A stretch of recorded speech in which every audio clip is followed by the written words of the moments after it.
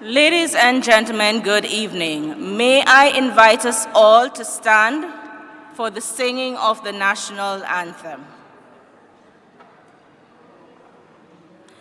May I invite the persons who are on the sidelines to join us as we stand and sing the national anthem of Jamaica.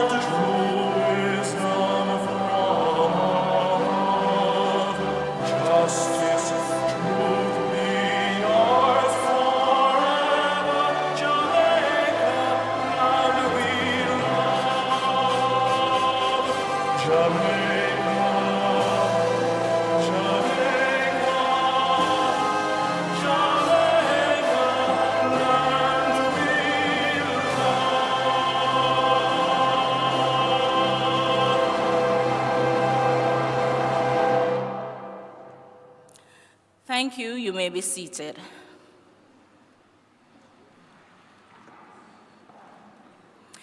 Tonight it is my duty to extend welcome to the first town hall meeting of 2024.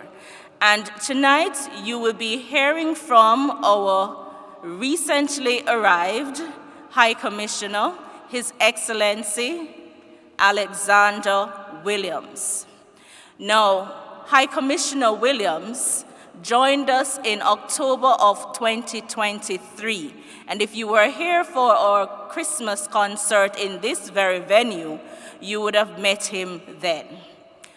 This evening, though, he wants to have a one-on-one conversation with the community, hence the hosting of this evening's town hall meeting. We hope that you have come prepared to engage positively and constructively in this evening's proceedings. Now you may wish to hear a little bit about the background of our new High Commissioner. Our new High Commissioner, of course, has come to us from quite a flowery and well-reputed background. He is most recently the president, or was most recently the president of the Jamaica Bar Association. He also served on various boards, including, I'm told, the Jamaica Anti-Doping Commission, it is High Commissioner, as well as having served as a senator for many years. I think it was between the years 2012 to 2016. The High Commissioner also has his own quite successful private law practice in Jamaica, and he is quite well regarded and well known amongst his peers. So our Prime Minister and our Minister of Foreign Affairs considered quite long and hard, and we are quite pleased at the result of such deliberations, because I think our new High Commissioner is the man for the season, the man for the times. I'm not going to take much longer this evening in introducing him, but to just simply welcome our High Commissioner to the podium. High Commissioner.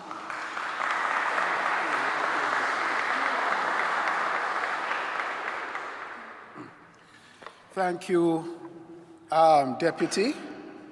Deputy Patrice Laird-Grant, for that introduction.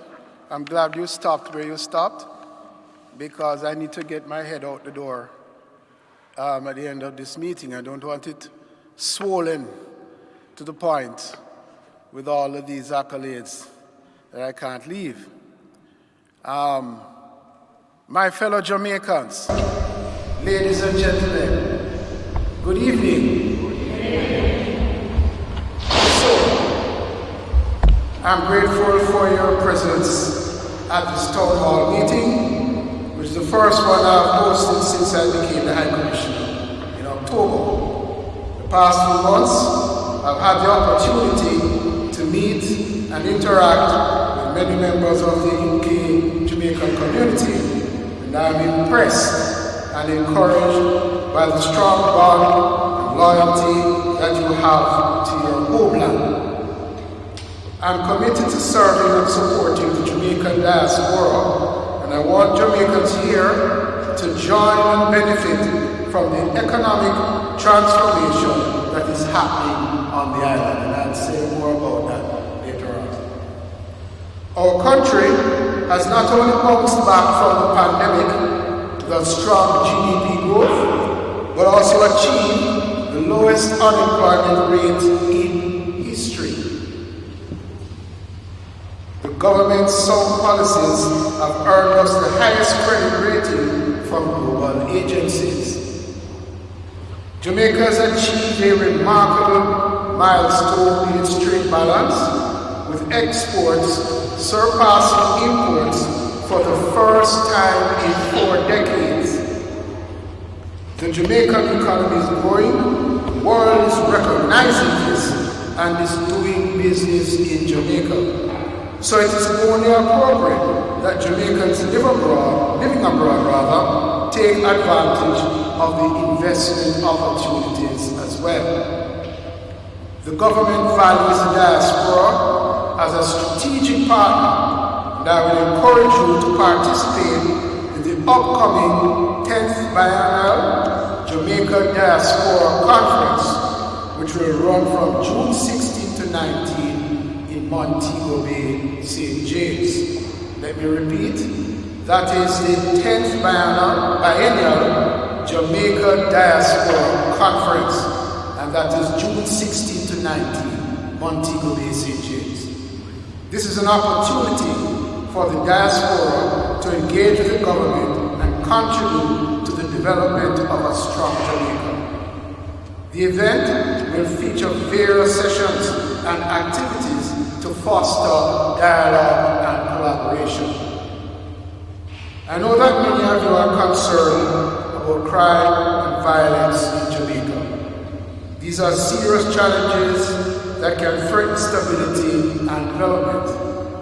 The government has adopted a new policy approach to legislation and has increased funding for national security, which has led to positive outcomes. And I should pause here and say that the largest ever budget allocation for national security took place over the last financial year.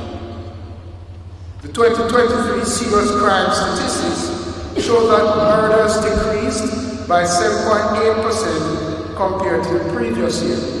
Shootings declined across all police divisions and robberies dropped by 15.5%. The criminal justice system is becoming more effective and a deterrent. These are all small steps in the right direction.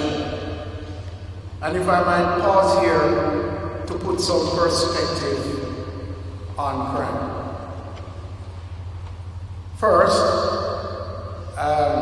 let us us turn to the scholars. H. Orlando Patterson, in a recent publication called The Confounded Island, sought to try and explain the reason for the issue of violence in Jamaica. Those of you who know H. O. Patterson knows this man to be very erudite and studied, and can I tell you, he couldn't come to a conclusion. So you understand what we face in Jamaica with this monster. But what I can tell you is this: the government strategy of targeting gangs and guns is actually working. 80% of the murders that take place in Jamaica is due to gang violence, and the overwhelming percentage of those murders is done by the gun. I think it is something like 80 to 90%. So you target the gangs and the guns. What has happened? If any of you have been following what has been happening in Jamaica, you will see what I like to call some rather spectacular crimes taking place. Broad daylight, targeting armored cars and what have you. Now I should tell you, despite these so-called spectacular crimes, tourism remains largely unaffected by crime. So let us put that aside for a moment. Ask yourself the question, why are we seeing these types of crimes? The fact is, the criminals are the usual sources of income. It's drying up, and it's drying up because of the government policy. So what you're seeing is more desperation from the criminals, and that is why you're seeing more spectacular crimes.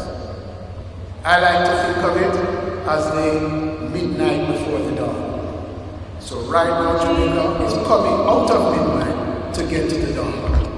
I believe that continued and consistent pressure in this very direction is going to lead to the significant further reduction in crime and violence. As you know, Jamaica started a process for historic constitutional change as it moves to remove the British monarch as the head of state and become a republic. Let me pause here to say, this is the first stage of the whole constitutional process. Should it be that Jamaicans choose to replace King Charles with a president in Jamaica, it would not affect the rights and responsibilities of you in the diaspora. Jamaica will still be a part of the Commonwealth of Nations. We will still have our economic partnership agreements with the United Kingdom. We will still have the same immigration policies. We will still have the same cooperation that we have now in the areas of crime, education, agriculture, industry, the technological economy, and so on. All of those things will continue. And we can only look to other countries that have taken this step to see that that will be the case. Cases in point, Trinidad and Barbados. So this more reflects the country's aspiration to affirm its sovereignty and identity. And many Jamaicans at home and in the diaspora have expressed their support for this change. As of November 2023, the Constitutional Reform Committee has met 22 times since its inaugural meeting on March 22, 2023. It has prepared an interim report for Cabinet outlining its progress in advancing Phase 1 and engaging members of the public about the proposed reforms to the Constitution. This has included the creation of a Public Engagement Committee subcommittee, and so far, this has resulted in the hosting of several town hall meetings stakeholder sensitization sessions, 50 consultative activities with a variety of stakeholders and presentations by stakeholders to the CRC. Now, I pause here to say, I fully expect that the diaspora will engage the Constitutional Reform Committee. Okay? The whole of the Constitution is being looked at. Who can be a member of Parliament? The issue of dual citizenship. Okay? The issue of the right to vote. Certain indigenous groups and what position they should have in a Jamaican constitutional framework. These are issues that it will interest you to engage the process on. I like to say all the time that it is quintessentially Jamaican for somebody in a Jamaican family to travel abroad to benefit the family. That is who we are. Alright? We're all across the globe because that is who we are as Jamaicans. Panama, United Kingdom, United States. Right? I was in Ireland, earlier this year, late last year, and there's a diaspora group in Ireland.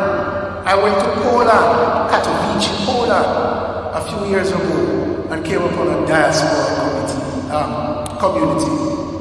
We're all over the world.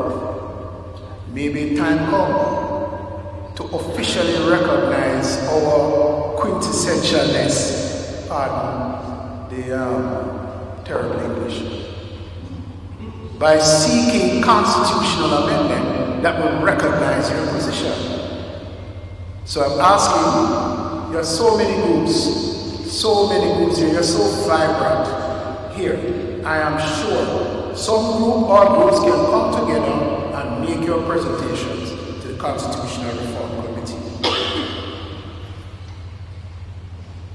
Last October, the High Commission hosted a town hall meeting on constitutional reform and its impact on the diaspora with the Minister of Legal and Constitutional Affairs, the Honorable Marlene Malone-Ford, I beg your pardon, with the Honorable Minister of Legal and Constitutional Affairs, the Honorable Marlene Malone-Ford. It was also one of the sessions of the June 2023 UK Diaspora Conference. Let me pause to get back to the economy. Now, I don't mind telling you, Jamaica is going through a renaissance right now. And it started with political consensus on Jamaica's debt and how it was to be managed.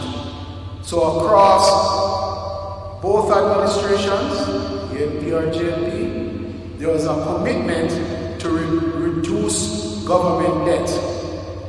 That has laid the platform for the kinds of investment that we're seeing now. For the first time ever, you had multiple major road infrastructure projects taking place at once. The Jamaica Stock Exchange won awards for its vibrancy. I don't mind telling you, the star of the show is the Junior Stock Exchange. We have cranes all over the city, Kingston and St. Andrew, erecting high-rise buildings and so on. And if you walk downtown right now, you're going to see businessmen, yes, all over the globe, from Lebanon, from Ireland, all just walking up and down downtown Kingston, looking for business opportunities, buying buildings, starting businesses. So where are you guys? Where are you guys? The renaissance is now. I am very excited about it. So, let's not drone on any longer. Thank you for supporting the High Commission and Jamaica. I'm sure you have many questions, so I will stop here to give you a chance to ask any questions you may have. I hope that I and the rest of the High Commission team can provide you with satisfactory answers. Thank you again for your support and cooperation.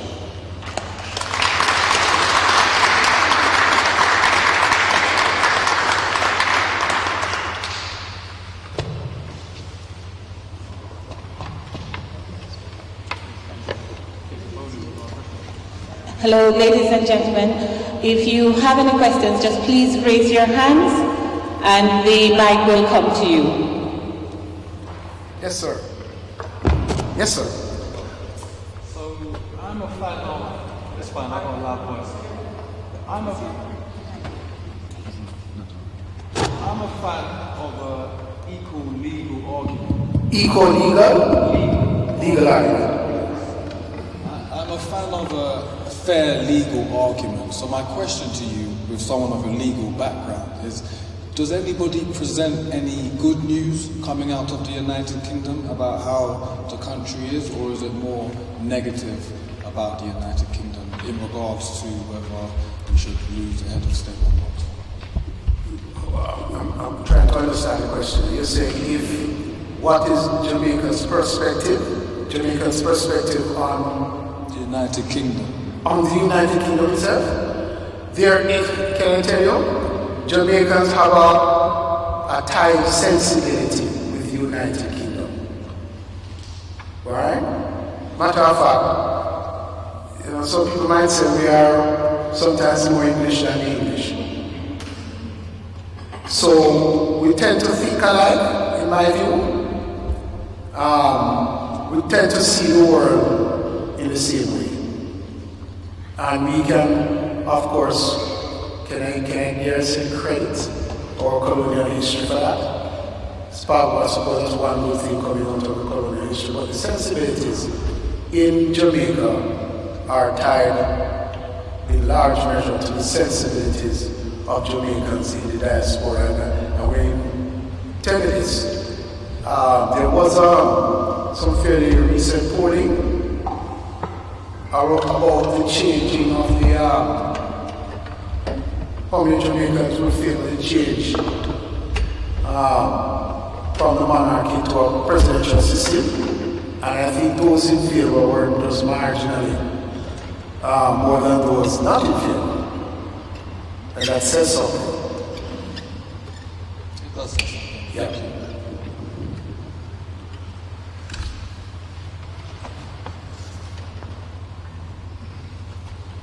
Yes, ma'am. Yes, good evening, Commissioner.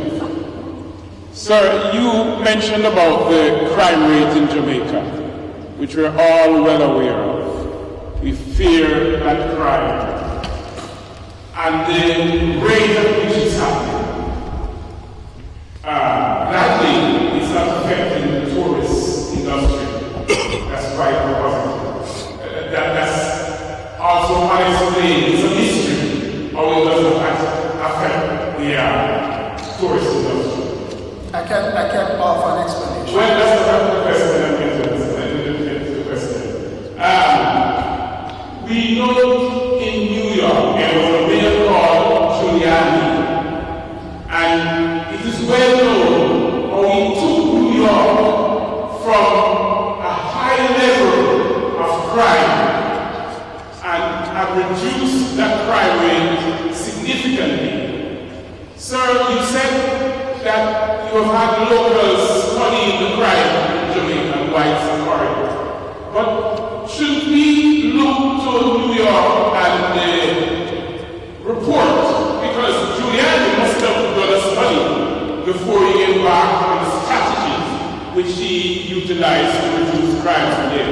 We should try and sort for that study and don't reinvent the wheel. Apply those strategies. I'm sure they're working. So, So why are we doing that? we are. In 2 words, we are. And let me explain. The reason why, the first part of your question, the reason why crime does affect the tourism sector in any significant ways because of the fact that violent crime is primarily localized. It's territorial. Most of the tourism is on the north coast, south coast, in areas where a lot of the gangs do not operate. That's one. And the second thing is, truth is, we're very protective in Jamaica of our tourists. All right? Resources tend to be pushed to make sure that tourism, the tourism sector is properly policed, the intelligence flow is better, and so on. Now, as regards Giuliani, it's the same reason informs what Giuliani did in New York. By the way, it didn't come from Giuliani. It actually came from police districts who informed Giuliani about their experience about the territoriality of crime. There's a book called Malcolm Gladwell did a study on it, and I'm trying to remember the name of the book, which explains it in detail. But I know the police force in Jamaica recognizes the territoriality of crime, particularly major crimes like murder, and are channeling resources in those particular areas. And I can tell you that is part of the reason, fairly good part of the reason, why the strategy of declaring states of emergency in particular localities has been employed by the current administration with some success. In other words, they target a particular area for the violent crime, putting a state of emergency for a temporary period, and to reduce it.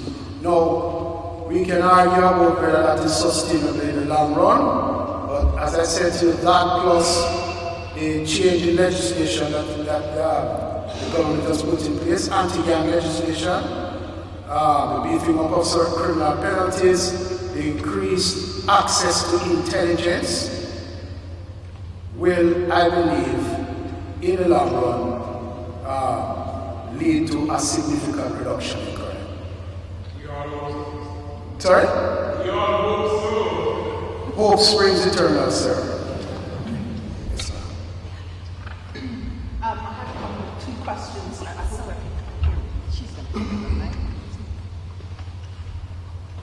Thank you, Excellency. I have two questions. One is for us diasporans that are based all over the UK and would like to work on the island, like I spoke to earlier, what are the policies in place, or how can the government encourage and enable diasporans who have trained here for so many years and can take their skills back home to work and give back to Jamaica? Because one of the things that I do find is when you approach agencies, recruitment agencies online, they're usually run by possibly non-Jamaicans, and they have they employ people like themselves that are non-Jamaicans. So you find positions, high positions, and professional positions filled by people that are not Jamaican, and they enjoy the benefits of Jamaica. Whereas we would like to be able to do that and contribute to our country. So that's my first question when it comes to individuals. What are the platforms in place that can enable us to be able to make that change where the opportunities are there? Can I tell you, we could spend another 2 hours about the various platforms that exist right now for you to access employment in Jamaica. Right? You and I will speak, and I said to you, with your particular situation we spoke, and I can, right off the top of my head, think about several different platforms. But let me just say to you all, Jamaica right now is at full employment. Let me not say at full employment. Some social scientists will perhaps challenge me on that. The rate of measured unemployment is at an all-time low. And we can dig into the figures, who is not looking for work or what have you. The long and short of it is, Jamaica right now is having a shortage of skilled laborers. Skilled laborer. And I'm talking about people at management, upper management level, across industries. There's a reason why, different businesses and firms and what have you are looking outside of Jamaica to fill those slots, non-Jamaicans. So you understand what I'm saying? They would much rather employ a Jamaican in the diaspora than having to go and employ a Cuban or a Mexican or what have you. And guess what? The Ministry of Labor loves that. When you're filling out your work permit application, in those instances where you need it, you don't need it. I don't think you need that here. Good? In those instances where you need it, you can show that you're a Jamaican in the diaspora. Yes. Come and work. We need the skilled laborers, skilled labor force. Okay? Logistics, shipping, in tourism at the mid-man level. And I don't mind telling you about the teachers and the nurses and so on. And you know COVID created a worldwide shortage there. Jamaica suffered for it. Number of persons have left, teachers have left Jamaica to seek their fortune elsewhere, being quintessentially Jamaican. That's fine. But that means that there's opportunity in Jamaica to fill those slots. Thank you. My second question is about entrepreneurs, young entrepreneurs that want to, and what I suppose the question might be, let me put it like this: what is Jamaica's position on sustainable energy and the investment by entrepreneurs? Because what will happen is there's obviously this huge drive towards sustainable energy by big organizations and people that have a heavy amount of capital. And I think it is very important to be able to encourage entrepreneurs. Entrepreneurs, young entrepreneurs are the future of the world. And it also, reduces the gap between the rich and poor and allows individuals to be able to, be their own bosses and be innovative.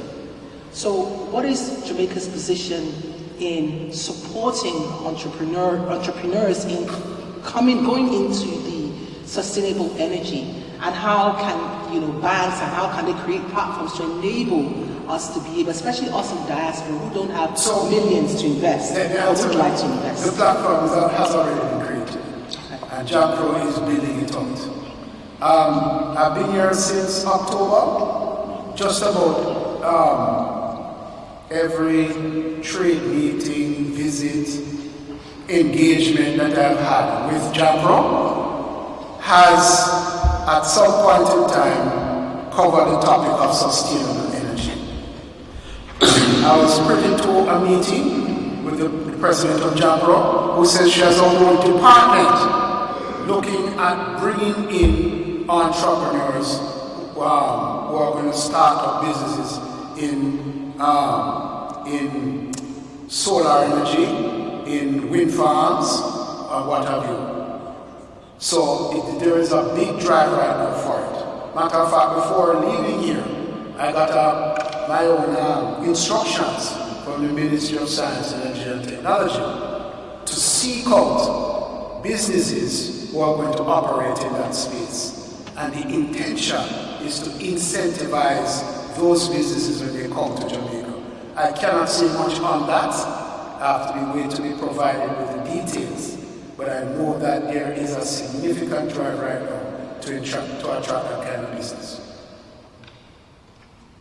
Sorry. Who's next? Hi, Commissioner, on the online chat, live chat, there is a question being asked about where persons can find the updated Jamaica Constitution for easy reference. No, don't ask me why this is so.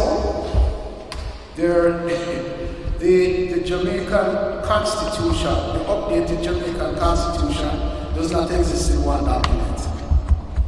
Alright? You have to take the 1962 Jamaica Constitution, and then you have to take the Chapter 3 Bill of Rights and put them together and read them together. So I don't know why I love to explain it, but there's no official, completely updated Jamaican Constitution. If you find that, it's going to be like a secondary source to do it.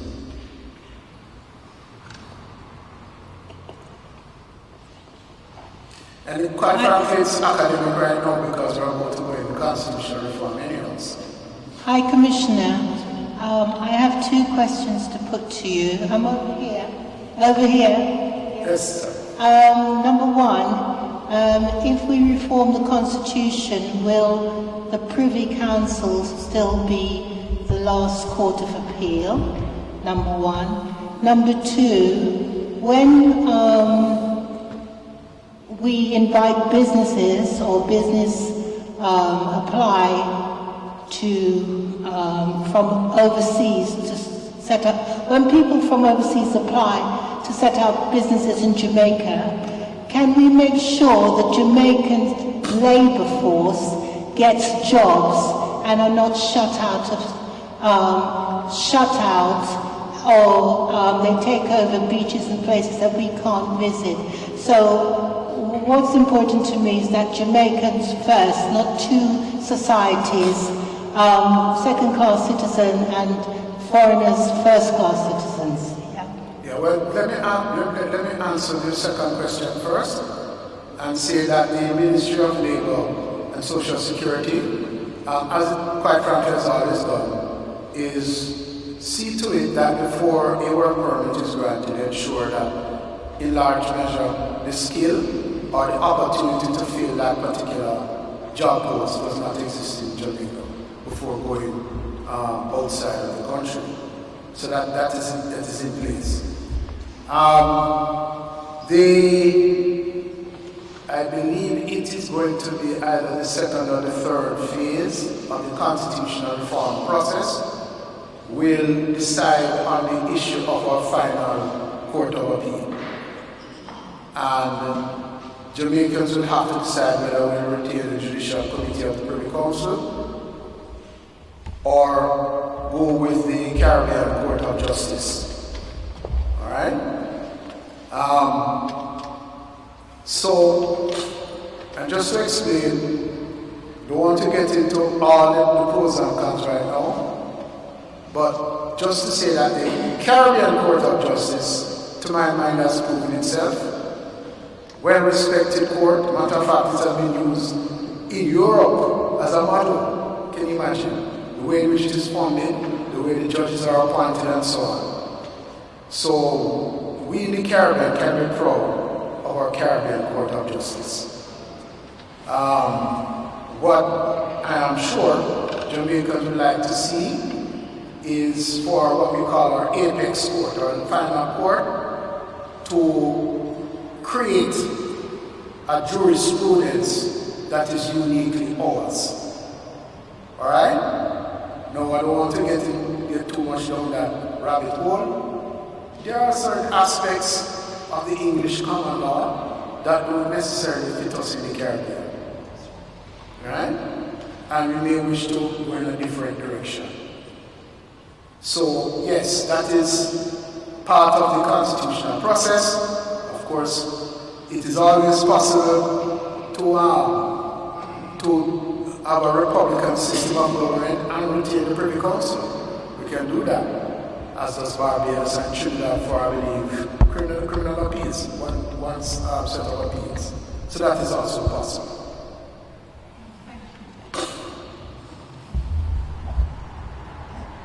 Yes, good evening.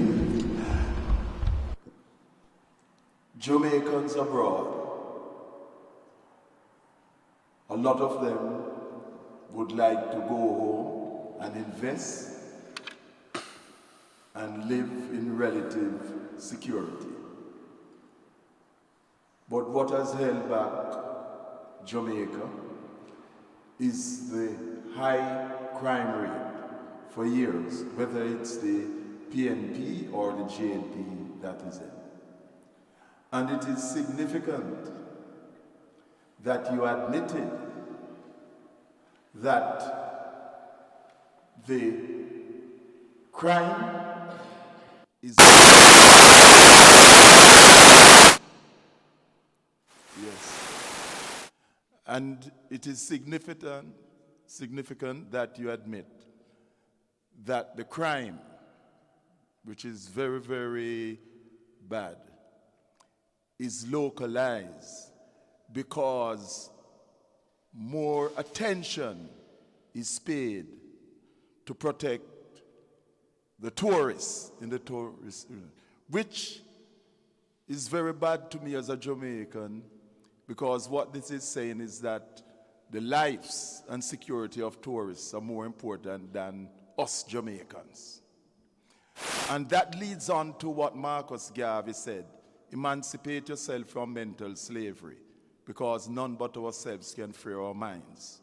Because of this self-hating mentality, what solution or solutions do you or your administration have for getting rid of this self-hate, which causes so much destruction amongst the majority African population in Jamaica, the land of Marcus Garvey?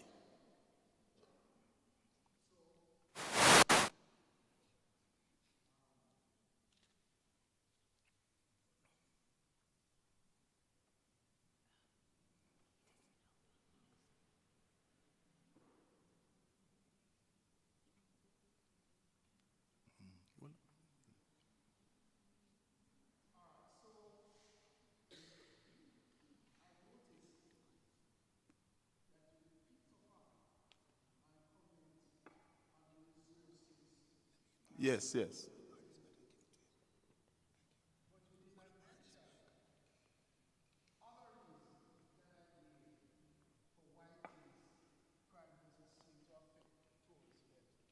it does other areas. You recall the comment I made about that? That crime, violent crime, tends to be localized. So in point of fact, the gang violence, gang-related murders do not take place on the tourist belts. As a matter of fact, the gangs seem to operate in other localities. And you remember I went on to mention how the government used limited states of emergency in some localities to tackle the issue of crime. And you remember me also saying that that has actually led to a reduction in the numbers. Not where anybody is comfortable with. But you know, well, obviously it is not just the gang violence. There's a lot of crime outside of the gang violence, which happens in every society across the world, some of which you will never be able to eradicate. You'll never be able to eradicate domestic violence, somebody in a fit of passion killing somebody else, and so on. That type of crime will always be with us. Police will investigate it, and hopefully, with education, proper parental support and upbringing, those types of crimes will be reduced. So it has to be a holistic approach. Ah boy, I didn't want to use that word, but here we go. It will have to be obviously a holistic approach. So it means reforming the education, right? It means parental support. You're all aware of the same gentleman, Mr. H.O. Patterson, doing a recent report to transform education in Jamaica, which the Jamaican government is now implementing. You may or may not know that there's a parental support commission that is supposed to help assist parents in the bringing up of their children, right? There is a program targeted at the unattached youth between, I believe, ages 15 up to about 2021. Different programs are being put in place to capture that particular cohort.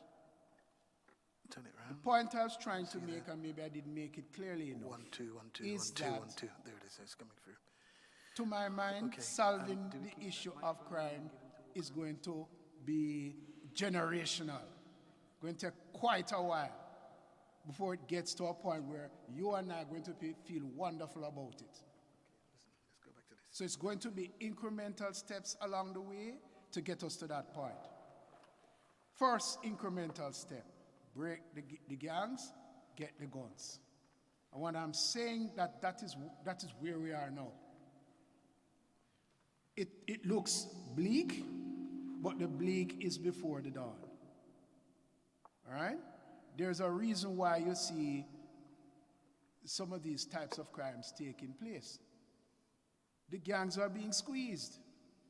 They're being disrupted and dismantled. So, what I'll say is this, and I'm going to speak specifically to the audience in front of me.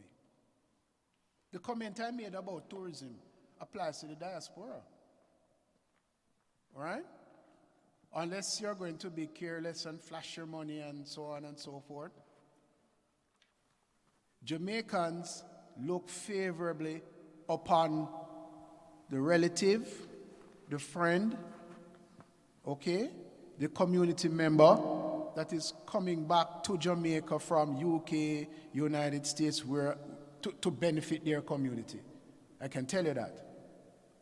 So yes, you will find, and quite frankly, the odd instances when there is crime targeted to that particular community. It really is odd. The overwhelming incidences of major crime, again I say, gang-related and has to do with the gun. So at the end of the day, sir, a holistic approach, right? Marcus Garvey said, free yourself, huh? Free your minds. We need to free the minds of the youngsters. Free them from the opportunity of violence. Free them from the anger that they must feel growing up as disaffected youth. And you do that by how you educate them and how you parent them. That's how Marcus Garvey would have us treat with the issue. Free their minds.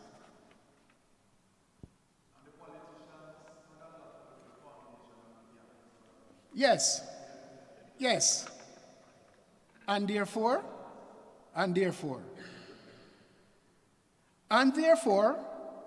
what? Should be removed? So all the more, you in the diaspora must put the politicians to the book. You must be part of the advocacy group to see to it that politicians do what they're supposed to do.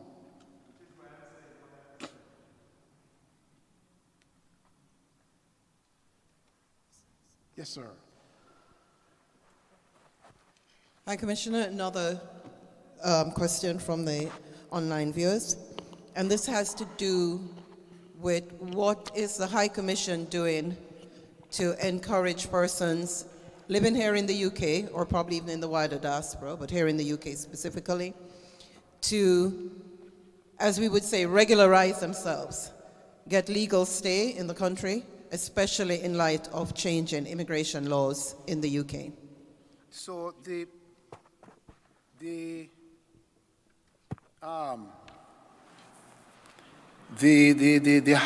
mission is engaged in lobbying the Foreign and Commonwealth Office, the Home Office, on issues to do with immigration. We do that consistently.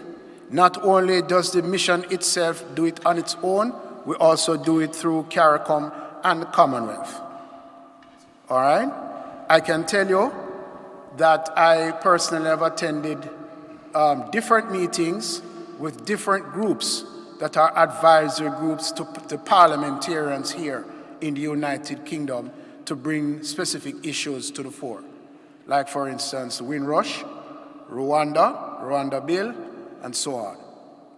So we can do not much more than advocacy, quite frankly, to deal with those issues.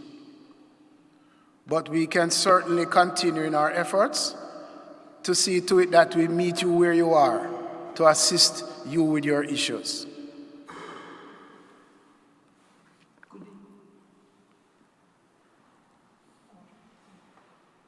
Good evening, Your Excellency. Can you hear me? as a lawyer, one of the trailblazers of ethnic ladies, as a trailblazer of ethnic ladies in law in the UK, I did a full law degree and got promotion from there on. But my question is, why I have been to Jamaica and I had opportunity to attend a law firm, and I didn't disclose that I knew anything about law. And I noticed that Jamaican lawyers, quite a few of them, has done other degrees, not law degree, and they change all the articles and all the sections to suit themselves. And I think, as a former pupil master myself, I think they should have got permission from the Privy Council before they change the law and change wording and change the sections. I mean, I have been retired for 20 years now. Could you tell me what law you're talking about, that the lawyers land law. I dealt with land law in this particular office, and they changed all the sections because when I read the what we call it here, postscripts, all the sections were different. They were the wrong sections, because I discovered that most of the people who were practicing as paralegals, they did not start as a law degree. They started with something else, history, and then did a conversion or, paralegal. Well, let me say first of all, yes. Jamaica is one of those Caribbean countries that is noted for sticking closely to the English statutes and English common law. And you spoke specifically about the land law? Land law, you're saying? You're saying that they have changed on the land law? Yes. That's not the case. The person, the paralegal that I dealt with, when I read all the postscripts of her statement, what she wrote, quite a few of the sections were wrong. Well, maybe that paralegal needed some further training. Because in Jamaica, we operate the Torrens system, which is Australian-based, which in turn is based in large measure on some English common law. We have a land registration system. We also have a conveyancing act. Can you imagine? We in Jamaica still have a conveyancing act dealing with deeds and all of that. So, if I don't mind me saying this, I'm not sure that you're accurate in saying that there has been a significant change in the land law. But even then, even if there was a significant change, what's wrong with that? What's wrong with self-determination and charting your own course and setting up your own land law? Well, I found out that, you see, here in Europe, when I came here in 1960, we did general law, so we had to do criminal and civil. Nowadays, even my own grandson, who is now a professor of law, his first degree was just employment and entertainment law. Well, let me just say this. Yes. The basic principles of English common law are still applicable in Jamaica. All the basic principles. Presumption of innocence. Illegally obtained evidence. What have you? All the basics are there.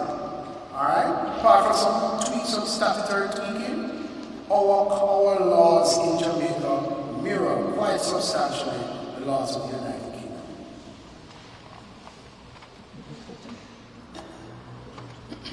Good evening, Your Excellency. I may have missed it, I came a bit late, but as we are aware, as you are aware, the diaspora in the UK reflects all aspects of civil society and business. And as someone who was at the beginning of the setting up of the very innovative Jamaica Diaspora UK,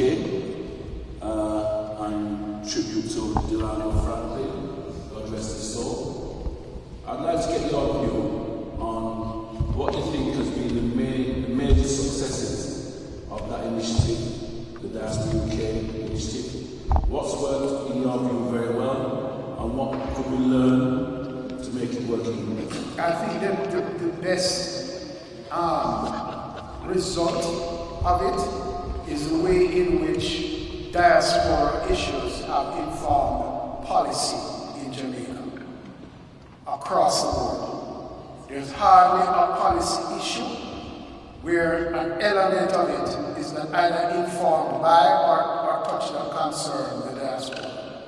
Talking about involuntarily returned migrants, you talk about domestic violence, even that, you talk about education and so on.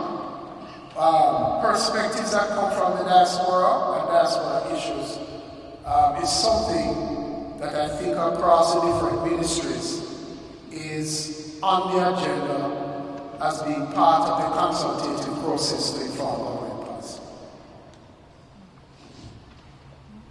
That's the best way I can. Good evening, Your Excellency. I'm Herman from Haringey. I heard your answer with regard to helping people with their issues in this country. There's a main bone of contentment for a lot of people in Jamaica with regard to how safe is like the reciprocal arrangements with pension contributions and so forth, like Barbados and Jamaica has. How safe is that? There are many who are missing out with that. And also with returning nationals, I know you mentioned Windrush. Do you actually have time for any other delegations as such who could come in and see with particular examples that they have in those areas with regard to issues people actually have to get back into the UK where the work has not been done by the Foreign Office or the Home Office correctly or in any way, shape or form to help people? Those two areas. Would you actually see people separately to the groups you said you've already seen? Yes. Because you may not have, because I mean I wasn't privy to those meetings, but those areas may not have been covered, but they're real bones of contentment. To answer your question, if I have time, you've asked me if I have time for that? Yes. Yes, I do. Great. A lot of time. I met with a number of different diaspora groups about where you mentioned Windrush, the Windrush scheme, the fact that the Home Office is still managing the scheme, and as a principle of common law, which we apply in Jamaica, you cannot be a judge in your own cause. So there's an issue there for them to be monitoring the scheme. I understand the 20-point plan that had been put forward to Parliament to amend the scheme is up for judicial review. And that judicial review hearing, I think, is to take place in May, is it? April or May will be the first hearing on that. So I'm watching that keenly. I'm also, you see, what I'm trying to do at the mission is to add value to the advocacy and the processes. In order to add that value, we at the mission need to understand where the gaps are. I understand the gaps will include, for instance, legal representation, how persons put together their claims to go before the scheme, amongst the other issues as how the scheme is built out. There are legacy issues as well. And there's also the issue of conflating Windrush issues with other, the word I want to use is migrant issues. Separate the Windrush issues from the other migrant issues. You may or may not know that sometimes our involuntarily returned migrants may try to fit themselves in a Windrush category to avoid deportation. Alright? So we have a challenge at the mission sometimes when we get into public space to try and explain that these are not Windrush people, these are separate issues, criminal issues in a number of instances. And the most that we can do is to facilitate the process of the transportation and the reintegration back into Jamaican society, which is different. The other aspect, and I should say this, Jamaicans are not very well informed about Windrush. So there's going to be need for advocacy, public education in Jamaica regarding Windrush issues. Right? Also, there's a need for the Home Office here in the UK to properly educate the wider diaspora community about status, not just compensation, but about status and how they access their proper status, the process to get that done. So I see that we at the mission have the opportunity to push and advocate for that to happen. I have to be careful, and I should tell you, when it comes to the CARICOM caucus here in the United Kingdom, it is we, the Jamaican High Commission, that spearheads the Windrush issues. We routinely update CARICOM on the compensation of what is happening in that space. So I'm particularly attuned to it, and I'm now in a process of meeting just about everyone at the time, meeting every single Windrush organization that I can meet so that I can fully appreciate the space and the issues.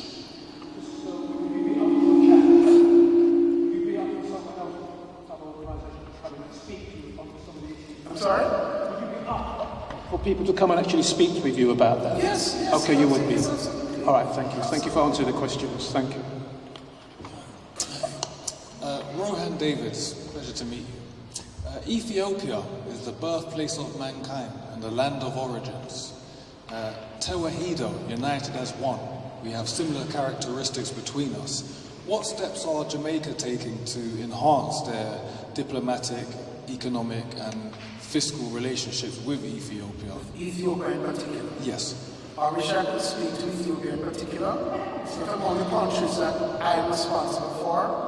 What I can tell you is that we have missions in Africa who are trying to engage diaspora communities in the different territories, different countries, and to increase trade and investment and to have collaboration and partnerships. And that is taking place. You're asking me for specific projects or initiatives, I can't speak to this. I understand. Thank you.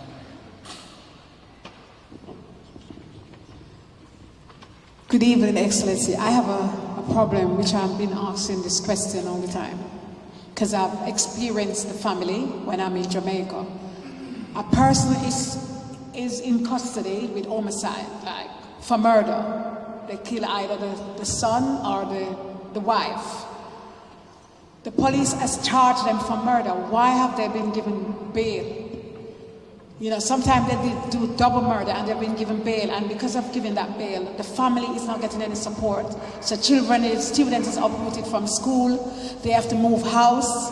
When is this going to stop in Jamaica? I keep asking that question. Well, let me say first of all, and I can recall my days at the criminal bar, it is never easy getting to successfully petition the court for bail in a murder case. It's usually the hardest type of case in which to get bail.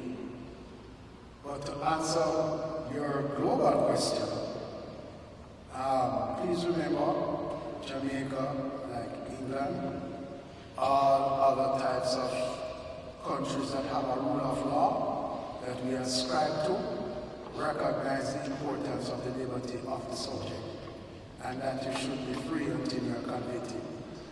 So bail, to my mind, is an inalienable constitutional right that exists not just in Jamaica, United Kingdom, across Europe, Caribbean, what have you. No. So the point is, that does not mean that you cannot put parameters around how bail is being applied for and granted.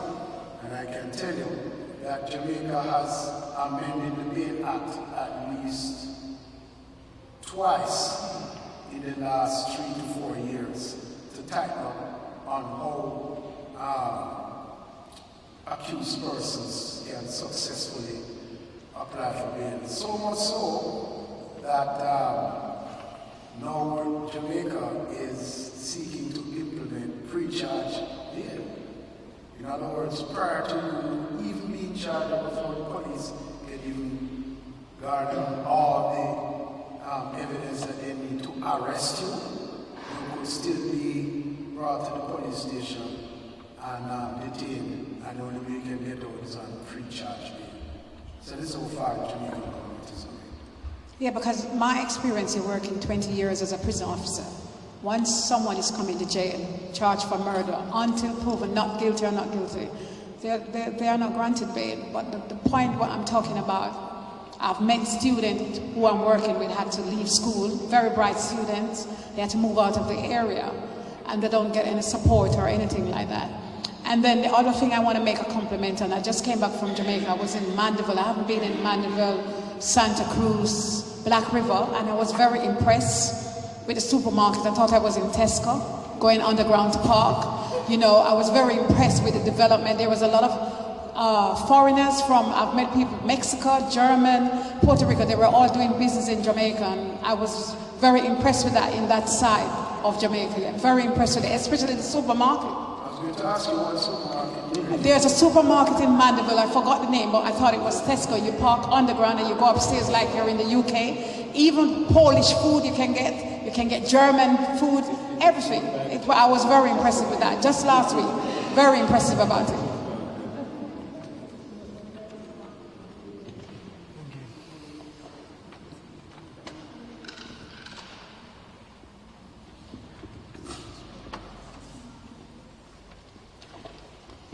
Good evening again, High Commissioner.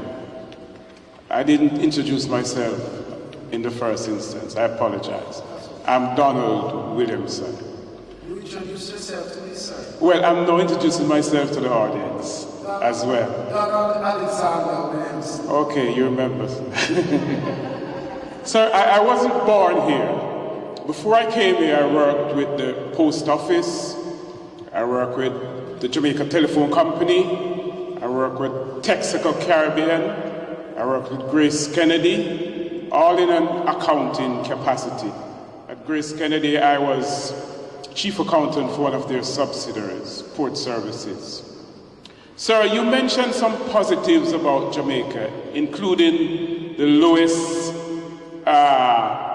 unemployment rate at this point in time. But sir, if you look at the currency exchange, read the sterling to Jamaican dollar. This week it's 200 to 1. 200 to 1. I think it's the highest I can recall. So with all those positives, why isn't it having a positive effect on the exchange rate, sir? What is being done? Thank you. There is an economist by the name of Damian King. I don't know if you've heard of him. Who you should listen to. Another good economist you should listen to, the Jamaican economist, is Dennis Chong. Listen to these economists. Alright, so I'm about to say something not coming from me, the attorney and lawyer, coming from the economist. Forget the number. It's meaningless. Absolutely is. How much is a yen to the pound? How much is a yen to the Jamaican dollar? So the point is, we're not to make the point. What is key is the trade balance, inflation rates. Those are the key things. So sometimes a currency may settle at a particular figure. Right? Could be 150 or 154 as it is now between Jamaica and US. Pound is now 0.0052. That's the sterling to the Jamaican, 0.005. What is it now? You get the calculation. Multiply the Jamaican by 0.0052 when you get the sterling. Yes.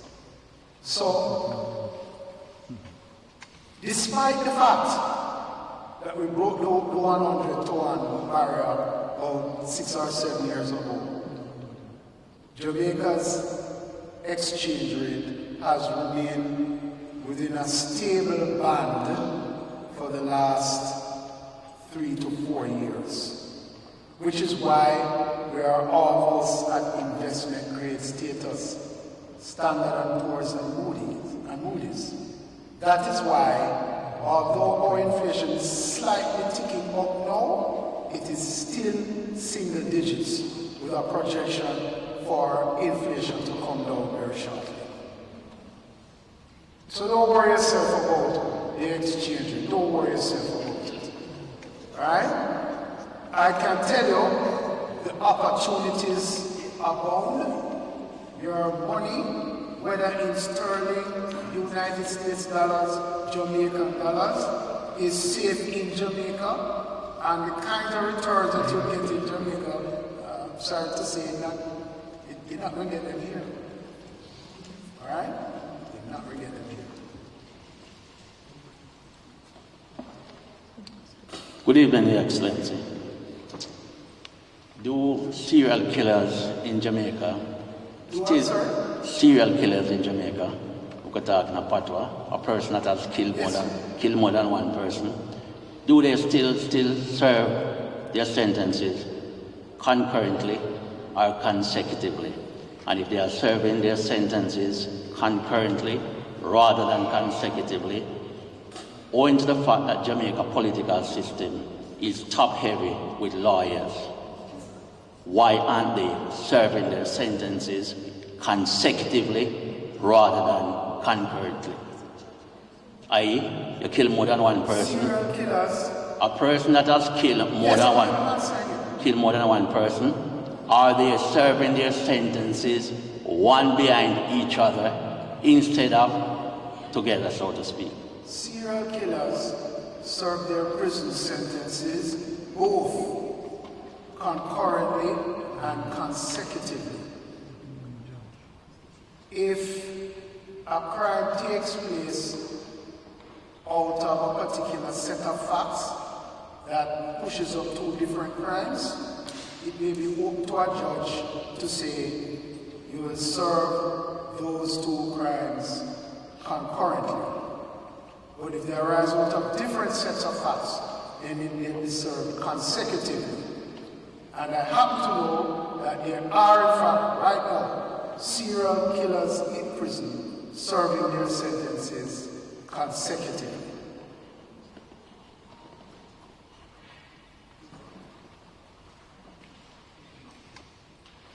Good evening, High Commissioner. My name is Elizabeth Mulling-Smith. I sit on the Global Jamaica Diaspora Council for Development. My question is in regards to the diaspora policy, which we have spent a lot of time and effort in creating. One of the key aspects of that is for the diaspora to have an executive agency. I would like you to speak to that in this audience, the status of that, first question. Yes. The second question is, can you share with us where both sides of the House are on the question of the diaspora being represented in the House, and also to sit on boards in Jamaica in executive or non-executive capacity? Because if we are to be a part of the growth and development and the renaissance of Jamaica, these 3 things are key. So, thank you. Okay, firstly, I'm unable to update you on the executive agency. All right? That is something I will have to check on to see where we are with that.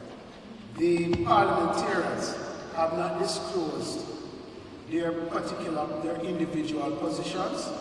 I suppose the question was as to diaspora participation in government, where they can sit in parliament and so on. In the Senate? In the Senate. Right. I don't believe the parliamentarians have been called upon to do that. And I suspect the occasion for them to do that is when the proposed amendments to the Constitution come to be debated. Regarding the diaspora taking part in boards and what have you. In Jamaica, absolutely. And yes, persons in the diaspora are allowed to, in certain instances, be on boards, all right, depending on the particular statutory regime that is in place for the particular board. High Commissioner, we're going to take some questions from our viewers online. And in keeping with the issue of the diaspora and its involvement in Jamaica, speaking somewhat to what Elizabeth was just saying, I have a question here, and this is, do Jamaicans in the diaspora have a say in the reforming of the Constitution? Yes. Okay, and following on right from that, Do they know how to go about it? that's probably what they need to know. So you have diaspora groups, so many different diaspora groups. It is simply a matter of sending your submission to the clerk, to the Houses of Parliament. There's a website right there. Put together your submissions and make your submissions to the Constitutional Reform Committee or the clerk to the Houses of Parliament. That's it. And then there will be a contact thereafter as to whether or not any individual wants to come before the CRC and make a presentation. But it is open now for them to make their submission to the CRC. Thank you for that, High Commissioner. And just following on again, in relation to the coming changes in the Constitution, there's another question. Can it be assured that all British Crown lands in Jamaica will revert to lands in the ownership of the people of Jamaica? You mean given a change in the Republican system? But of course, absolutely. That's the same going on. Once you remove the head of state, the fee simple system of ownership and all of that goes with the removal of the crown. And so, what we call crown lands in the world. You have to call it something different. But yes. Yes, the government of Jamaica. So I'm trying to see what the designation would be. State lands And High Commissioner, on the issue of the constitutional reform, one of the questions was asking,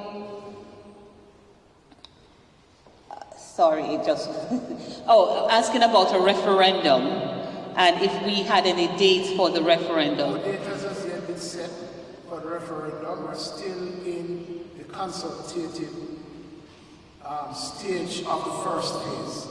So the CRC is still meeting with different groups, all right? So the diaspora still have a chance, still meeting with different groups, having the public fora to hear from everybody as to what is as to their feelings on changing the head of state, which is the first phase. And I think this might be the final question, is has His Excellency had the opportunity to see the One Love movie? Yes. And how does he think it influences current perceptions of Jamaica, given its focus on the intense violence of the 1970s? The intense violence of the 1970s is a matter of fact. And there's nothing wrong in telling Bob Marley's story against that backdrop. Let me just say that I thought the movie was absolutely wonderful. Wonderful movie. I found that the portrayal, particularly of Bob Marley's spirituality, was striking. And the importance to his makeup, the fact that he had a spiritual father to replace his physical father, Emperor Haile Selassie.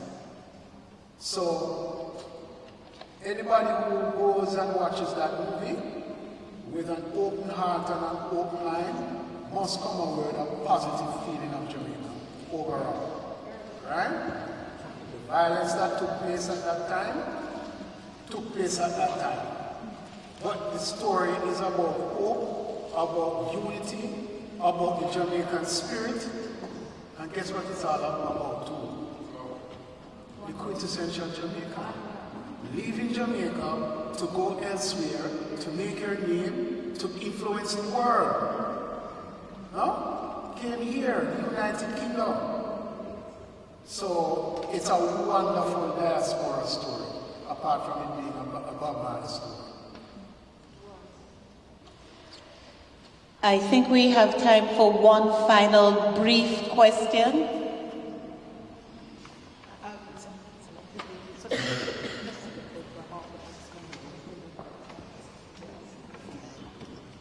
Hi, good evening. High Commissioner. I just was hearing about the proposals for the new constitution of Jamaica, and I'm just wondering, should the children and the grandchildren of people of Jamaican descent or citizenship, should they be worried about the new constitution in any shape or form, or what your thoughts are on people who are born of Jamaican descent in another country? And my quick second question, if you're able to have time on it, is why does it take so long for land issues to be dealt with in Jamaica? I'm hearing a lot of horror stories, 14 years, 9 years, 3 years. I know it's a very, very lengthy question and won't have time, but... I'm so sorry, you are the last... Yeah, I'm the last person. Thank you for that. Listen, if we had another hour, another bottle of wine, I could sit and explain to you the problems surrounding land in Jamaica. Yeah, okay. Largely caused by this species we call family land. Right. There is no such thing as family land. No such thing. And the problems oftentimes has to do with the family not taking the appropriate timely steps to administer estates and register land. Okay. That's the big problem, which you don't really have so much here in UK and other countries. But I can tell you that the government has embarked on several projects to see to it that every square foot of Jamaican land has a registered title. All right, we're coming from a position where not even 50% of the land in Jamaica had a registered title. From a situation just about the whole of St. Elizabeth didn't have a title, no registered title of St. Elizabeth. To a point now where I believe with the cadastral surveys and what have you, we're pushing now just about 60%, going on to 70% of land being registered in Jamaica. But the problem with it, particularly lands in private ownership, is that people sit, they say, my grandfather left this piece of land to my father, and my father is that squared up by the tree, and my sister's piece is the one down by the river, and so on, and they go and live in they build houses on it, and all of that, and then at the end of the day, who owns it? And there's no title. Then some poor foolish lawyer will be consulted to unravel decades of inaction and inertia, and people want the title the following day. So can the lawyers in Jamaica, the attorneys, can they actually sort out these issues? Because what is happening is that a lot of people in the UK are being saddled with all these land problems, and some people haven't even been to Jamaica, but they're saddled with it, and they're going down a really rocky route, and they're trying to appoint decent attorneys that can actually resolve these problems for them. All I can say is that, really and truly, it is for the families to act in a timely fashion. Land for most families is the most important investment that is going to lift the particular family out of poverty. But for some reason, we have this thing, and I keep going back to this thing called family land, which doesn't exist.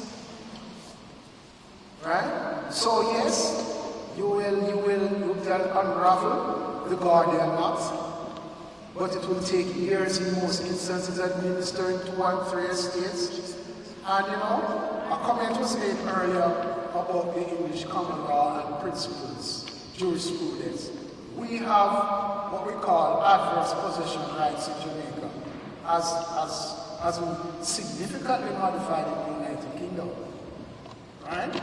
But in Jamaica, on top of the delays and so on, failure to administer and so on, people move on the land, occupy it and so on, 12 years pass. Guess what? The land is no longer the families, right? Because of adverse possession. So this man, I'm so sorry if I seem passionate. Maybe I need that glass of wine. Ladies and gentlemen, can we give the High Commissioner a round of applause? Thank you, HC, for taking so many questions and giving such great answers. I now ask my colleague, Ms. Desiree Taylor, Minister Councillor for Diaspora and Consular Affairs, to give the vote of thanks. Good evening, everyone. There is a famous saying that 80% of success is showing up. And you all showed up this evening and made this event rousing success. For those who showed up today, in person and online, you reaped great success in benefiting and engaging with our High Commissioner up close and personally. You also would have benefited from fellowshipping with each other prior to the event, and you will be doing so afterwards. So thank you, High Commissioner, for your frank, balanced, and clear presentation this evening on Jamaica's present and future prospects, showing that our nation and its diaspora have a bright future ahead of us where our partnership is concerned. So, High Commissioner imbued us with positives for our nation and our homeland, Jamaica land we love. He talked about the Diaspora Conference that is coming up from 16th to 19th June in beautiful and developing Montego Bay. I see so many things going on online about what's happening in Montego Bay, and I myself am excited to be going to the conference to experience some of what is going on there. And then on crime and violence, he again gave his frank impression on what is taking place in this arena and how we are taking steps to combat this monster. Constitutional reform, which is on everybody's mind, or most people's mind. Again, he gave an explanation on what we can expect where this is concerned. And of course, our economy, which is doing spectacularly well. High Commissioner reinforced that with you this evening. So Jamaica is open and ready for business, and we are doing smashing. Thank you all for coming this evening and for your support. And thanks to Team JHC for your steadfast assistance this evening. It is greatly appreciated. Ladies and gentlemen, I wish you safe travel back to your homes this evening, and we look forward to seeing you again in the near future. Have a wonderful evening. God bless you.